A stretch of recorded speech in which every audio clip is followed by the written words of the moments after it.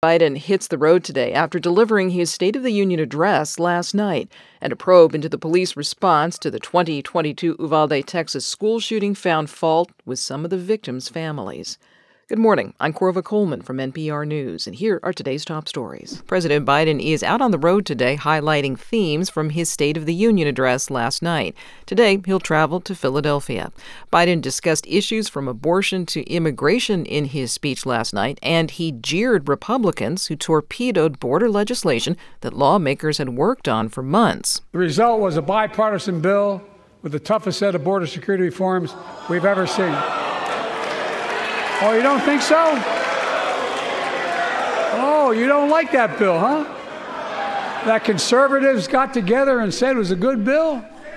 I'll be darned. That's amazing. The border bill had won some key Republican support until former President Donald Trump slammed it.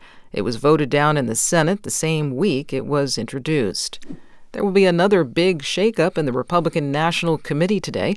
NPR's Franco Ordonez reports the 168 members of the RNC are going to elect new leadership. They're expected to pick several loyalists to former President Donald Trump, including Michael Whatley, the chair of the North Carolina GOP, as well as Trump's daughter-in-law, Lara Trump, as co-chair. Having someone with his last name as co-chair has raised some eyebrows, but Morton Blackwell, a member from Louisiana, thinks it's a good thing.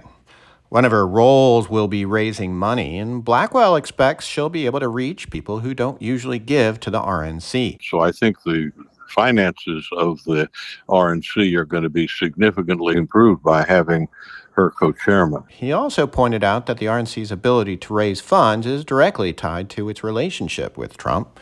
Franco Ordonez, NPR News, Houston. The city of Uvalde, Texas, has released an independent investigation into the police response to the mass school shooting at Robb Elementary School in 2022. It cited failures in communication and leadership, but the Texas newsroom Sergio Martinez Beltran tells us the report says local officers on scene did not violate any department policies, and the report blamed some victims' families instead. According to the report, none of the 25 Uvalde officers violated policy when they responded to the shooting, despite waiting 77 minutes to kill the gunman. The report blamed families who rushed to the school that day for compromising the police response. The investigation also exonerates Mariano Pargas, the acting Uvalde Police Department chief, the day of the shooting. Veronica Mata, mother of 10-year-old victim Tess, slammed the report's findings. All this is, it's a pact. It's a brother's pact. You protect your own. Earlier this year, the Department of Justice found cascading failures of leadership, decision-making, tactics, policy, and training.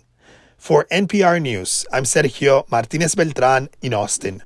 A 29-year-old sailor has become the first American woman to race nonstop around the world by herself.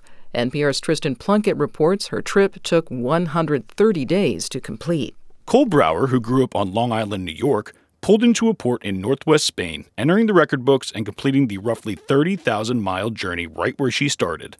She was taking part in the Global Solo Challenge and ended up taking second place among 15 other competitors, all of whom were men and more than half of whom dropped out before finishing. Brower developed a large following by posting social media updates along her journey. I had a squall hit me just before sunset last night that had about 30 to 33 knots of breeze, and it just felt like it was just forever. The post showed her both braving the elements as well as moments of awe, and she tells NBC she hopes her journey can bring about more inclusivity in the sport. Tristan Plunkett, NPR News. This is NPR.